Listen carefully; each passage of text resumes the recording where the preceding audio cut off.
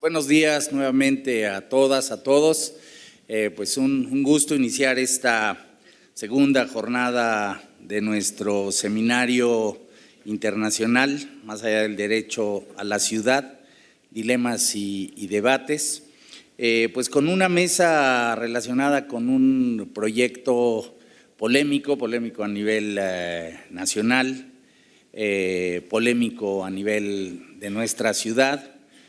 Particularmente en nuestra ciudad, el debate ha sido relacionado con el destino de los terrenos del actual aeropuerto internacional de la Ciudad de México, pero como decíamos ayer, este es uno de muchos proyectos más y seguramente los comentarios, los análisis que estaremos escuchando en esta y las siguientes mesas pues nos ayudarán justamente a tener información para la reflexión del debate que continúa. Aquí no estaremos con propuestas, yo les diría, concretas, sino la idea es abonar al debate y a la participación de distintos sectores en la sociedad. Muy complacido. Muchas gracias, diputada, por acompañarnos en esta mesa. Pablo, igualmente, muchas gracias. Y sin más, antes de darle la palabra a Pablo Trivelli, una breve semblanza de él. Es economista de la Universidad de Chile, doctor en Economía por la Universidad de Cornell, fue director de la Oficina Regional para América Latina y el Caribe del Programa de Gestión Urbana de Naciones Unidas y gerente del proyecto del Portal Bicentenario del Ministerio de Vivienda y Urbanismo. Actualmente es editor del Boletín de Mercado de Suelo Urbano en Santiago de Chile. Se desempeña como consultor en temas urbanos e inmobiliarios, como director de la Maestría en Economía Urbana de la Universidad Mayor en Santiago de Chile y como profesor de esa misma maestría en la Universidad de Itela en Buenos Aires. Para el gobierno de la ciudad, la PAOT, el Instituto de Investigaciones Sociales y los demás convocantes, un honor tenerlo por acá, doctor, y le cedo la palabra. Muy buenos días. En primer lugar, quiero agradecer a Antonio Azuela. Él es el organizador de este fantástico evento y por esta invitación. Es un privilegio poder dirigir la palabra a esta audiencia y participar en este debate que existe sobre el proyecto de la reconversión del aeropuerto. Me ha pedido Antonio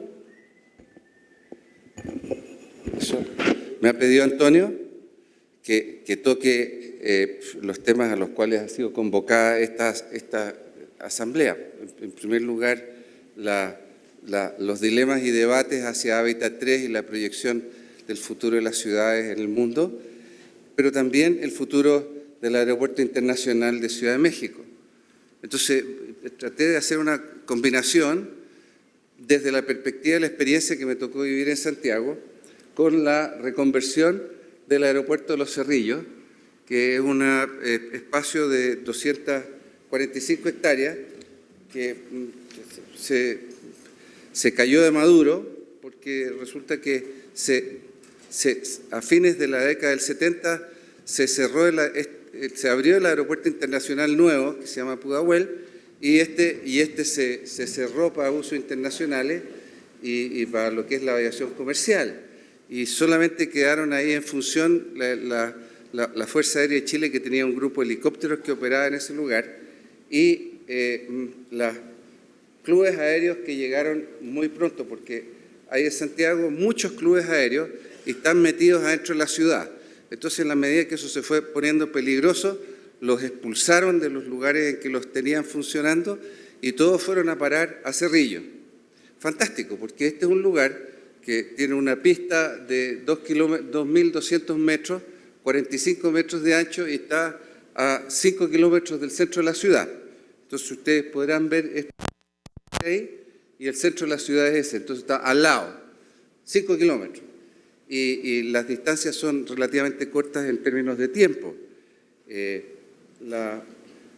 Entonces, además no hubo ni un conflicto con la aviación comercial, porque en Santiago estos dos aeropuertos, el aeropuerto internacional se instaló ahí y aquí está el aeropuerto de Cerrillo. Entonces, los conos de aproximación se superponen y por lo tanto no pueden funcionar simultáneamente.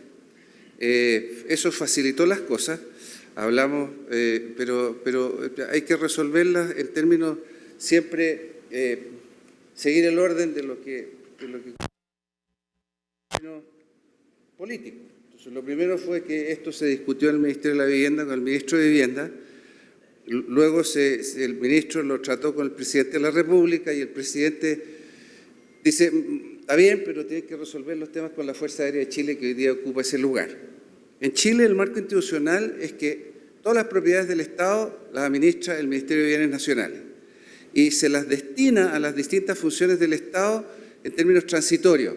Entonces, este aeropuerto es de propiedad del Gobierno Central, del Ministerio de Bienes Nacionales, pero se lo destina a la Fuerza Aérea de Chile para que lo administre y lo use.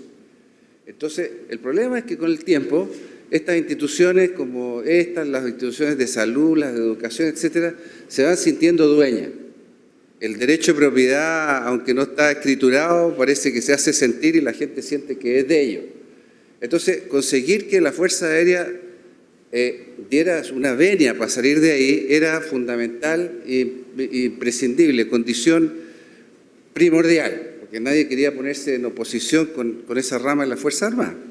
Entonces, luego de unas reuniones con el alto mando de la Fuerza Aérea, a mí me tocó participar desde el día cero en esto. Entonces voy a resumir cosas que me parece que son importantes para efectos de lo que ustedes quieren hacer aquí con el aeropuerto internacional. O algunos quieren hacer, según lo que pasó ayer. Entonces nos juntamos con cuerpos generales y afortunadamente ellos se habían equivocado. No voy a entrar en detalles, pero en algún momento le dijeron al gobierno que, igual que en este caso, no les interesaba tener una base aérea que existe en la costa, el área central de Chile, que el gobierno sencillamente la podía utilizar para hacer un megapuerto, para sacar todas las mercaderías que venían de Argentina y que la Fuerza Aérea no le interesaba. Bien, entonces ellos dijeron, si ustedes nos garantizan que esa base aérea va a seguir siendo una base aérea y no un megapuerto, nosotros los vamos a apoyar en todo lo que ustedes necesiten para efectos de la reconversión del aeropuerto en ciudad. Fantástico. El ministro habló con el presidente, se resolvieron los temas y eso nos dio luz verde. Lo único que teníamos entonces en contra eran los clubes aéreos. Registraban, no sé, 110.000 operaciones al año, etcétera, y porque resulta que hacían todo el entrenamiento. Toque y despegue, cada una de esas es una operación. Y entonces, no pagaban $3 por cada operación, en fin, nada, y estaba al lado del centro. Entonces, sacarlo fue una cosa muy difícil. Y fue, en definitiva, lo que postergó por casi 10 años la puesta en marcha de este proyecto. Porque se empezaron a poner y se fueron por la vía, primero a través de la prensa, puede haber muchos miembros de los clubes aéreos que tienen contacto con los medios de comunicación, pero se fueron por la vía judicial. Entonces, lo primero es que entablaron un juicio porque la donación, este aeropuerto, los terrenos se compraron en 1910 con una donación de la Fundación Guggenheim para que esto se transformara en lugar de entrenamiento de la aviación. Entonces, según ellos, había una afectación modal y por lo tanto no podía cambiar de uso. A los tribunales. Segundo, para poder operar esta cosa y desarrollarla como ciudad, había que cambiar la norma del Plan Regulador Intercomunal de Santiago, que tiene 34 municipios, cada municipio tiene su plan regulador comunal y existen el intercomunal. Entonces, según esta gente, nosotros desde el Ministerio de la Vivienda no habíamos cumplido con los procedimientos adecuados, juicio. Bien, y el tercer juicio fue porque, según esta gente, el aeropuerto está groseramente contaminado. Y es importante mencionar esto porque entre los antecedentes que recogimos y para los de ustedes que sí están interesados en hacer algo en el Aeropuerto Internacional de Ciudad de México, existe un texto muy importante, que es un estudio que hizo el MIT sobre la reconversión de las bases de las Fuerzas Armadas de Estados Unidos, Armada, Ejército y Aviación, que se llama From Barracks to Business. Eso está en la web, se puede bajar, y es un recorrido de lo que significó la reconversión de todos esos territorios. Y la luz roja más potente que coloca ese texto es que los terrenos están groseramente contaminados y que por lo tanto tienen restricciones para el uso humano. Entonces, nosotros, bueno, pero eso es una luz roja que hay que poner, y ellos entablaron procedimiento judicial al respecto. Quiero decirte que no teníamos fuera de esa oposición, que estaba muy circunscrita, el grueso de la población en Santiago estaba de acuerdo. Y el sentido de hacer esta reconversión era, primero, incorporar estos territorios con obsolescencia funcional. Quiero decirte que yo no sé, ayer se armó una discusión que me pareció un poco vana, si es que nos gustan o no nos gustan los megaproyectos, si los megaproyectos corresponden o no corresponden. A mí me parece que hay dinámicas en el desarrollo de las ciudades que invitan a hacer algo. No estoy diciendo que hay que hacer siempre megaproyectos, pero invitan a hacer algo, y esos son, en esencia, la obsolescencia de algunos usos. En términos de grandes paños de terreno, existen los regimientos o las bases de las Fuerzas Armadas, de la aviación o de la Marina, que se ponen obsoletas en los lugares en que están porque ya no se requiere. Y entonces hay que transformarlas. Claro, uno puede, como autoridad o la autoridad urbana, puede llegar y fraccionar eso en pedacitos, vendérselo al sector privado y que siga sucediendo algo inocuo e irrelevante. Pero también existe la posibilidad de que los gobiernos tomen iniciativa y usen esas instancias y esas oportunidades como palancas de cambio. Ya voy a entrar más a eso. Y esas oportunidades existen en Chile, en México, en todos los países, y van a seguir existiendo. Entonces uno o las puede tomar o se puede hacer el loco y decir que el mercado siga con sus cosas y se fraccionan y ya. Y tratemos de recuperar algo de plusvalía. Se abre un nuevo frente de desarrollo en el cuadrante surponiente de la ciudad. Perdón, voy a volver, y si ustedes se fijan, ahí está el aeropuerto y ahí hay una parte de la ciudad que nunca se desarrolló, porque tiene una norma de protección, porque está la salida de los aviones. Entonces, obviamente, el momento que esto deje de ser aeropuerto, se podrían ocupar todos esos terrenos. Son como 2.000 hectáreas. Es una posibilidad potencial de que a partir de la reconversión del aeropuerto hubiera todo un plan de expansión y desarrollo de la ciudad para ese sector. Pero quiero decir, y no es una excusa, cuando se dan las oportunidades hay que tomarlas, porque aquí se dio la oportunidad con el presidente Lagos de echar a andar este proyecto, y las cosas tienen que andar a unos ritmos que son los ritmos que imponen los presidentes. Uno no le puede decir, mire, presidente, lo que pasa es que para poder echar a andar esta cosa, primero tenemos que planificar qué es lo que vamos a hacer ahí. No, muchas gracias. Cambio y fuera, y que venga otro que esté dispuesto a hacer las cosas que queremos hacer. Así de sencillo es. Entonces, sencillamente le echamos para adelante con la reconversión del aeropuerto y nos olvidamos de eso. Y las cosas se pueden poner un poquito difíciles, porque no es que yo me sienta perjudicado, pero yo estaba a cargo del proyecto, y entonces las cosas que a uno le llegan es decir, Chile está mojado. ¿Cómo eso? Claro, porque imagínense, pues, le levanta la norma de restricción a todo ese flanco, las plusvalías que se generan ahí son mundiales, ¿cómo nos va a ir en la pasada? Muy mojado. Mojado es que cuando llueve todos se mojan. ¿Sí? Aceitado. ¿Ya? Bien. Claro. Y entonces, bueno, hay que echarle para adelante. Uno tiene que vivir con su conciencia tranquila y hacer las cosas que puede hacer en su momento.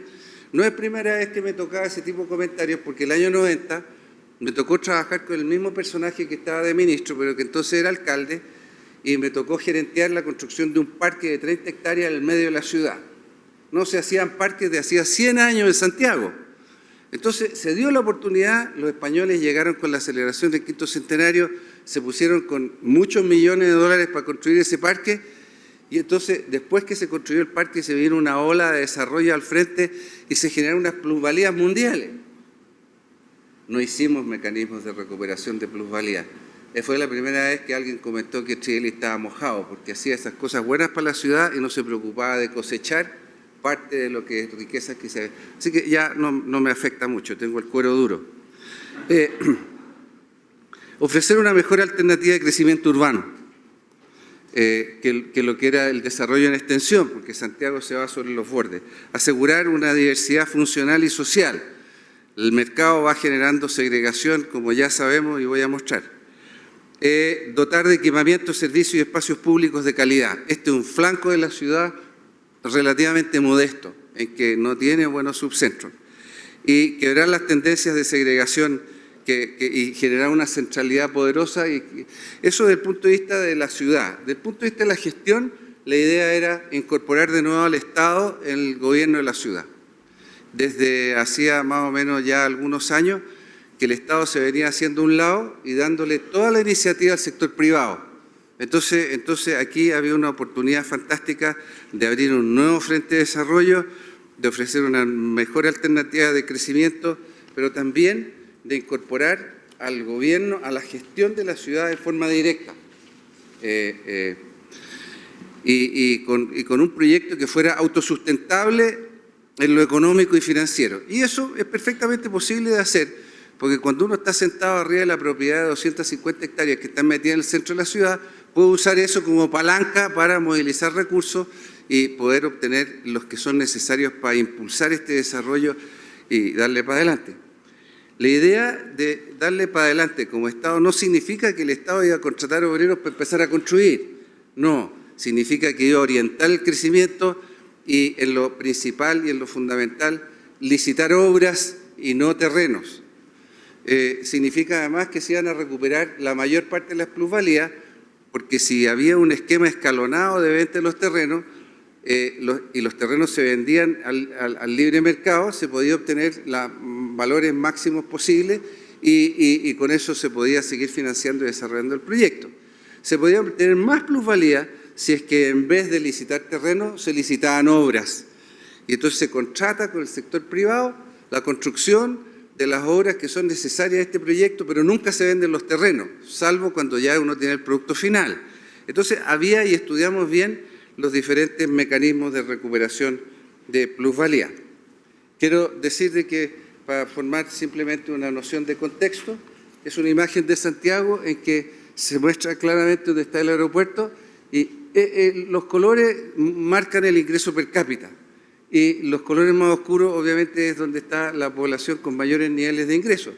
Entonces está requete contra claro que este lugar donde está la propuesta de reconversión del aeropuerto es un lugar, un barrio popular, industrial. Y eso se constata y se puede corroborar esta noción con este plano que marca los valores fiscales de suelo, en que uno puede ver que ahí está el centro de la ciudad. El aeropuerto está muy cerquita y es hacia el sector oriente donde están los hogares de mayores ingresos, donde están los valores más altos. Entonces aquí, para poder actuar y intervenir en este proyecto, era fundamental tener un panorama completo de la ciudad y una visión de Estado, porque bueno, aquí se puede ver las dificultades que había, la carencia de áreas verdes que hay en ese sector donde está. Entonces, uno de los propósitos fundamentales era por lo menos un tercio del espacio tiene que ser áreas verdes y espacios públicos. Había un déficit importante de educación aquí en este sector y especialmente ahí. Por lo tanto, uno de los propósitos va a tener que ser que la autoridad competente garantice que haya un gran núcleo de educación de calidad, no solamente para los que van a vivir en ese proyecto, sino que para todos los del entorno. Es un proyecto que busca resolver los problemas no puertas adentro, sino que puertas afuera, hacia la ciudad. Y por último, hay un problema serio de dotación de servicios de salud, como se puede apreciar aquí. Entonces también la idea era impulsar oportunidades de salud. es un lugar privilegiado en términos del sistema de transporte, estamos hablando de que ahí está, y que está ubicado en las grandes autopistas que cruzan la ciudad de norte a sur y de oriente a poniente, y está ahí, entonces tiene muchas ventajas también desde el punto de vista productivo. La noción fue, quisiéramos hacer de este lugar un lugar emblemático desde el punto de vista de la gestión pública, que responda a los elementos del entorno de todo un flanco sur-poniente de la ciudad, pero también que se dé la diversidad en términos de uso de suelo, incorporando usos productivos, es decir, que se replique al interior de este lugar la misma estructura de uso de suelo que existe en la ciudad. Y lo mismo respecto a la cuestión residencial socioeconómica. Entonces uno puede decir con toda claridad que esto siempre se pensó como algo que es mucho más que un proyecto de arquitectura, es decir, aquí diseño, etcétera. Es mucho más que un negocio inmobiliario, porque puede tener un impacto importante en la ciudad. Las plusvalías, es mucho más que las plusvalías que pueda recuperar el Estado, porque esas son limitadas respecto a los impactos generales que pueda tener esto en la ciudad. Y entonces la esencia de la cosa urbana, lo que hay que entender, y lo que estuvimos viendo ahí, discutiendo, ahí me paso un ratito respecto a los temas más globales del Hábitat 3, es que la esencia de la cosa urbana es lo público. Lo público remite a lo político, porque obviamente es desde el Estado que se resuelven estas cosas, y lo político remite a lo ideológico. Y por lo tanto, es fundamental tener una visión de la ciudad desde una perspectiva político-ideológica. Desgraciadamente, los partidos políticos no han hecho su tarea, que yo conozca. Y entonces, señora diputada, con todo respeto, no me refiero a usted en particular, pero me refiero a mi país y a los que yo conozco más al sur, Argentina, donde voy con alguna frecuencia, Colombia, etcétera, no manejan mucho los temas de la ciudad. No tienen un planteamiento de la ciudad, y eso es fundamental, que haya desde el mundo político una concepción de la ciudad que queremos. Bien, y solo existe la ciudad, esto como una crítica, en cuanto existen problemas. Entonces, cuando hay un crimen brutal, el problema de la ciudad es la seguridad ciudadana. Cuando hay una lluvia muy potente y la ciudad se inunda, el problema son los drenajes. Cuando hay una epidemia porque apareció el cólera o alguna otra cosa, la ciudad son los problemas de salud. Cuando aparecen los puntajes y los resultados de la cosa educativa, entonces la ciudad son la localización de los establecimientos escolares. Pero que haya alguien en el mundo político que se haya dedicado a entender cómo estas cosas se interrelacionan, cómo hay que entender esto como un todo orgánico, entonces eso hay poco o no hay. ¿Cuánto tiempo me queda?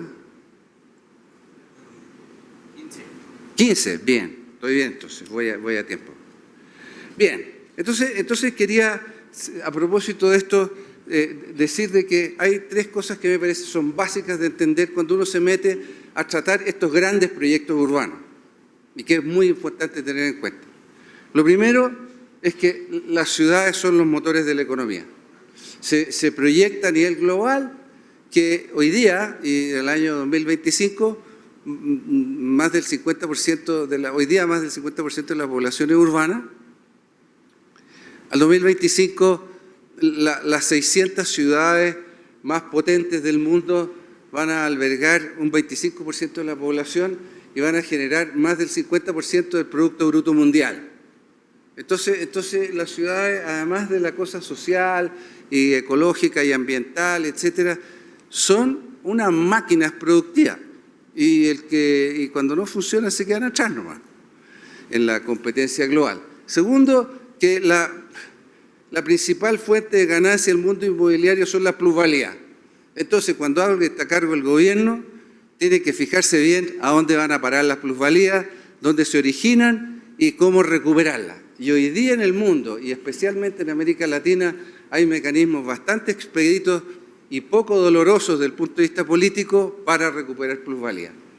Tercero, que lo más valioso que puede tener una ciudad desde el punto de vista económico es un buen gobierno, porque le da fluidez al sistema, se resuelven los problemas en términos acordado y se minimizan los conflictos. Entonces, siento que este es un tema a tratar cada vez que uno se enfrenta con un megaproyecto y tener gobiernos que sean capaces de resolver. Esto puede parecer contradictorio porque en lo fundamental uno puede constatar de que la mayor parte de las propiedades urbanas son privadas, que la dinámica económica de las ciudades se mueve a través de la libre operatoria del mercado y que son a partir de iniciativas individuales que buscan el lucro que se van materializando los cambios en las ciudades. Eso es así, no cabe ninguna duda. Pero también es perfectamente claro que la esencia de la naturaleza de la cosa urbana es lo público.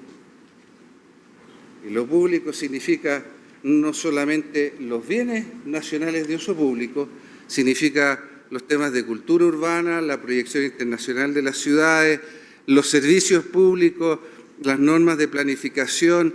Es decir, hay una fronda fantástica de intervenciones públicas que son las que le dan sentido a la ciudad, son las que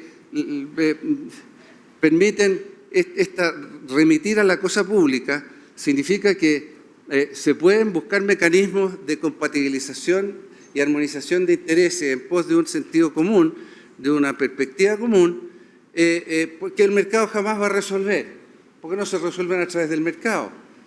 Y es el tema de los grandes proyectos urbanos, no se resuelven a través del mercado, se resuelven a través de acuerdos políticos. Y por eso es que la cosa pública es tan importante, porque además si aceptamos que la ciudad tiene un carácter orgánico, como le gusta decir a los arquitectos, entonces uno dice, bueno, ¿cuál es el ADN de ese cuerpo vivo?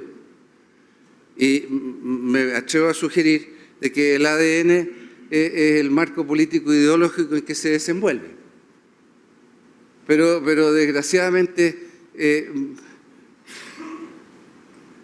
nuevo los partidos no han hecho su tarea de meterse en el ADN, de hoy día, como se hace con la genética, manipular el ADN para que nos lleve a donde queremos ir.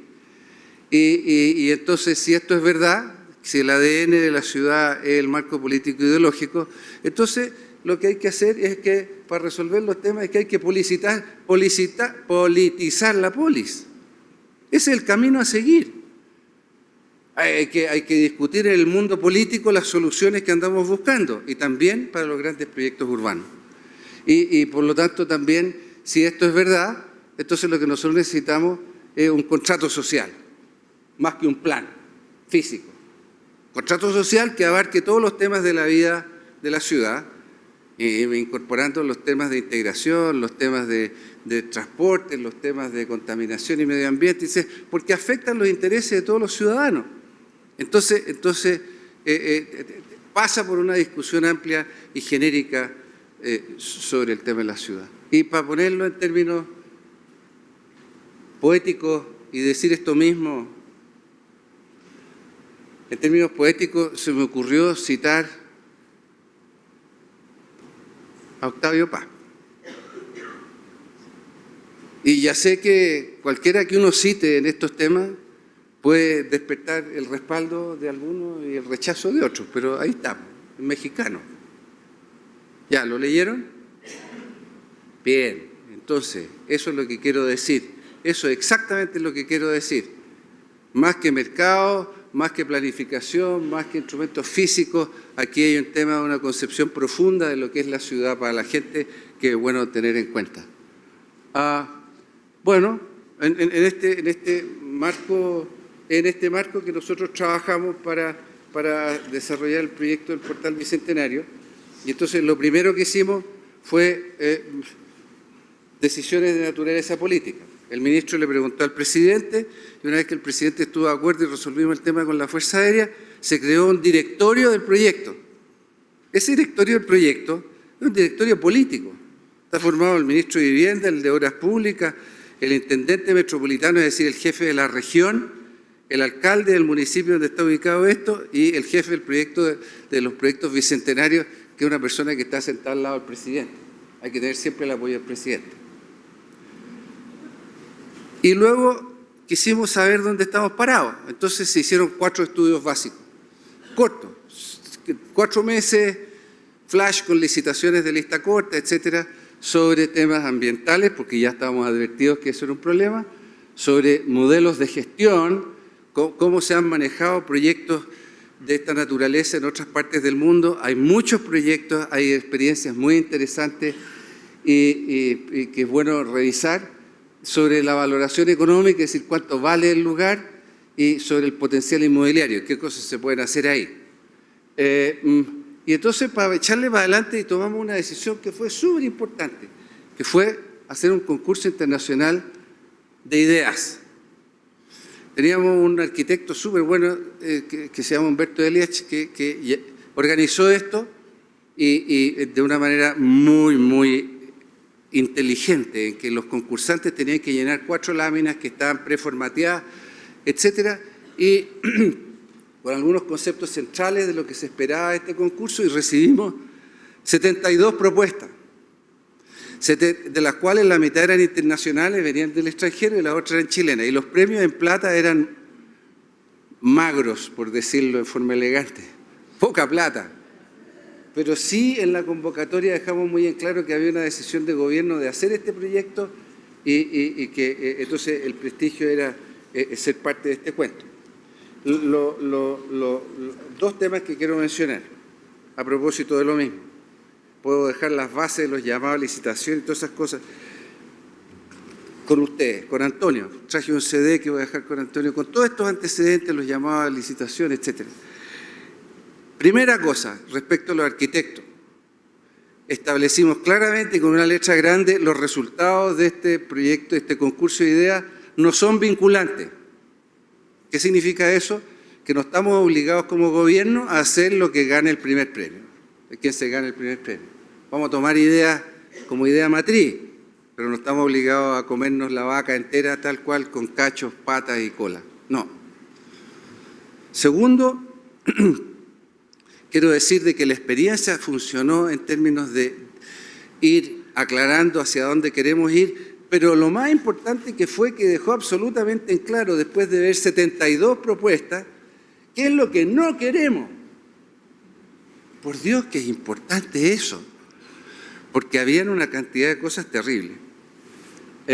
Ahí están las 3 imágenes de los 3 primeros ganadores, pero además hicimos este tipo de ejercicio, en que fuimos colocando los proyectos completos, después colocamos cuánto dejaban de área verde con las distintas alternativas, cómo trataban el tema de la vialidad, cómo trataban el tema de la vivienda, cuáles eran las tipologías de vivienda que manejaban, etcétera. O sea, esto fue una cosa magistral. ¿Cuántos minutos?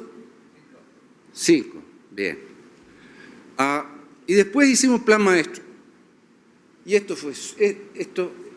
concurso fue flash, el plan maestro fue muy laborioso. Entendimos por un plan maestro un estudio que abarca todas estas cosas. ¿Qué significa eso? Que se necesitaba un equipo multidisciplinario inmenso. Eran como 70 profesionales que trabajaron en la elaboración de una licitación pública, y hubo que armar dentro del gobierno una contraparte que tenía más o menos el orden de 30 profesionales, con un equipo central pequeñito y con muchos apoyos desde los ministerios, porque había que hacer todos estos estudios, pues. Diagnóstico urbano, propuesta urbana, evaluación social y financiera, estudios de mercado, análisis de la infraestructura y la vialidad, evaluación ambiental, modelos de gestión, financiamiento del proyecto, estudios de riesgo, plan de participación, etcétera. Todas esas cosas. Voy a mostrar unas 2 o 3 imágenes de pasadita, porque después vinieron los cortocircuitos que generaron los clubes aéreos en los tribunales.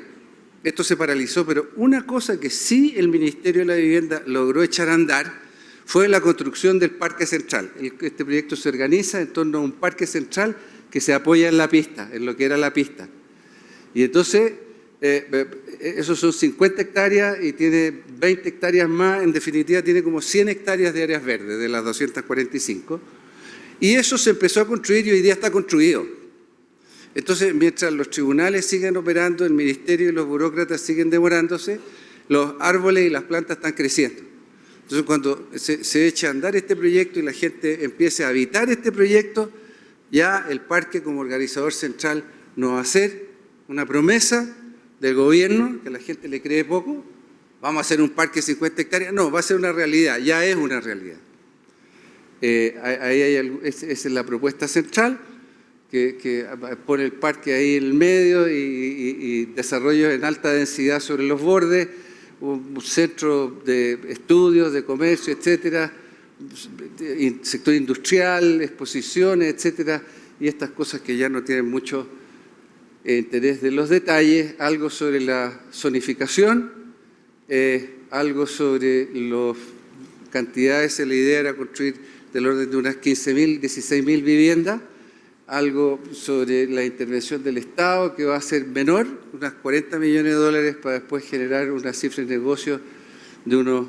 Y ahí están los diseños del parque, con algunos antecedentes, y más cosas que no tengo tiempo de explicar, porque quiero llegar al final. Sí, estas son las lecciones. Prevenciones, registro de marca. Luego que esta cosa se hace popular, aparecen los pillos a atrapar la marca. No, hay que irse al tiro al registro de marca e inscribir. Y esto se llamaba Portal Bicentenario. Está inscrito, patentado, etcétera, en la página web, en todos lados. Segundo, prioridad de desarrollo. Resulta que en Chile la ley minera le da prioridad a las declaraciones de pertenencias mineras. Y lo que sucede es que algunos sinvergüenzas hacen mal uso de ese derecho, y donde hay un bonito proyecto urbano van y toman derechos mineros, y cuando el personaje del inmobiliario que va a hacer los desarrollos o el Estado que va a hacer los desarrollos empieza a andar, alguien golpea la puerta y le dice: señor, aquí hay una pertenencia minera, vamos a hacer una excavación para hacer las exploraciones que corresponden. Y ahí se pueden parar los proyectos por años. Entonces protegerse de esas cosas. Hay que protegerse también de las invasiones de suelo. Cuando una ciudad tiene un déficit habitacional y hay gente que vive situaciones de extrema necesidad, bueno, ya luego que empezamos con este proyecto empezó a correr la voz del mundo popular de que iba a haber la invasión del Bicentenario. 250 hectáreas no es poco. Entonces tuvimos que tomar las precauciones respecto de eso. Resolver los temas de acceso a los servicios básicos, especialmente acceso al agua, mantener un diálogo permanente con las comunidades, etcétera, y avanzar donde sí se puede avanzar, porque en cualquier lugar que se pudiera avanzar, vamos para adelante. Entonces, la construcción del parque central, unos cruces que se hicieron debajo de las autopistas porque se estaba concesionando las vías, la organización prematura de la demanda, empezar a inscribir gentes que quisieran vivir ahí, y ya habían algunas listas de esto, porque cuando trabajé con este mismo que era ministro cuando estaba de alcalde, empezamos el programa de repoblamiento de Santiago. Y lo primero que hicimos, porque estaba trabado el mercado, fue generar listas de demanda. De tal manera que cuando se hizo el primer proyecto, estaba vendido, entre comillas. Teníamos inscritos e interesados. Y terminó entregándose ese primer proyecto y vendiéndose con los subsidios correspondientes a principalmente los profesores municipales que trabajaban en la MUNI. Bien, organización de comunidades, mejoramiento de los servicios públicos. El metro hoy día se ha conseguido que el metro llegue hasta un vértice del proyecto. Y quiero terminar diciendo que cuando uno se mete en estas cosas, es tan grande la maraña, son tan grandes los golpeos de puerta, los jaloneos, los diputados, los dirigentes vecinales, los alcaldes, los municipios, etcétera, y hay que estar tomando decisiones todos los días. Entonces, es fundamental tener claro el rumbo, marcar el rumbo y tenerlo clarísimo dentro del gobierno, del equipo de trabajo, etcétera. Y entonces se me ocurrió terminar esta presentación con esta anécdota, que se le acerca a alguien, un albañil, y le pregunta: ¿qué está haciendo? Y el albañil le dice: qué tipo más bruto, ¿no es que estoy pegando ladrillo? Y le pregunta después a otro lo mismo, y dice: estamos construyendo una catedral. Eso hace un mundo de diferencia en el sentido con que se hacen las cosas. Y el sentido con que hicimos esto del parque de Portal Bicentenario era justamente los elementos y los fundamentos que uno quisiera presentar ante el Hábitat 3. Muchas gracias.